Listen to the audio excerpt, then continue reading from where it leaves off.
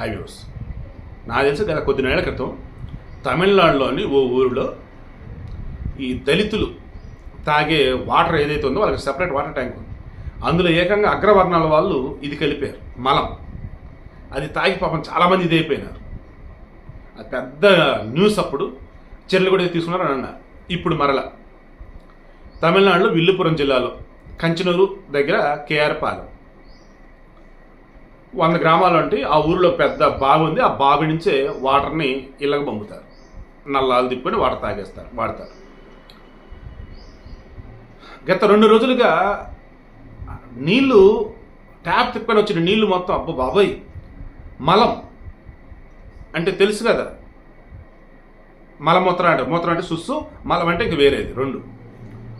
అది కలిసినట్టుగా నీళ్ళు కనిపిస్తూ ఉన్నాయి. అప్పుడు కొంతమంది తాగారు, అమ్మమ్మ అల్లలాడిపోతా ఉన్నారు. ఊళ్ళో వాళ్ళు ఇంక భయపడ్డారు, ఊరి పెద్దలకు చెప్పారు. వాళ్ళు అసలు నీళ్ళు ఎక్కడి నుంచి పంపింగ్ చేస్తారంటే మొత్తం చూశారు. అధికారులు వచ్చారు, చెక్ చేస్తే ఆ బావిలో సేమ్ మలం కలిసినట్టుగా మొత్తం ఉందన్నమాట, పైన తేలాడుతూ. ఇదేంట్రా అసలు ఇలా ఎవరు చేస్తారు రేటర్ అని చెప్పేసి ఆ శాంపిల్స్ చెక్ చేస్తే తెలిసింది అది మలం కాదు, తేనె తుట్టె. తేనె తుట్టు కూడా కొంచెం ఎల్లోష్ టైప్ ఉంటుంది కదా. సో ఆ పార్టికల్స్ మొత్తం బావిలో పడి విడిపోయేసరికి ఆ వాటర్ కలిసి అలా అనిపించింది. దాన్ని అంత ఊపిరి పీల్చుకున్నారు. బట్ నెక్స్ట్ టైం ఫస్ట్ టైంలో అంటే కనపడగానే నీళ్లు తేడాగా ఉన్నాయంటే ముందు ఆపేసి ఎక్కడి నుంచి వచ్చినట్టు చూసుకొని జాగ్రత్తగా అయితే ఉండండి అని చెప్పేసి అన్నారు.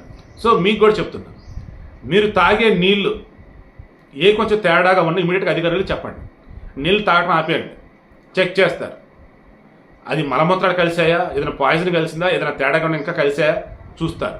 అదర్వైజ్ హైదరాబాద్లో ముషీరాబాద్ చుట్టుపక్కల కూడా 2 సందర్భాలలో 1 year బ్యాక్ 2 years బ్యాక్ ఏకంగా డెడ్ బాడీ ఉంది అందులో. తర్వాత ఈ ముషీరాబాద్ దగ్గర ఏదో ఉంటుంది, అక్కడ ఎక్కువ పాపం కార్మికులు ఉంటారు. ఆ తాయి పాపం లేదా చనిపోయినట్టు ఏదో ఇష్యూ కూడా అయింది. ఏంటంటే డ్రైనేజ్ నీళ్ళు కలిసినాయి అందులో. మన భారతదేశంలో ఇప్పటికీ అతిపెద్ద సమస్య అంటే ఏదైనా ఉందంటే తాగునీరు. సురక్షితమైనటువంటి తాగునీరు ఇప్పటికీ మన ప్రభుత్వాలు అందించలేకపోతా ఉన్నాయి.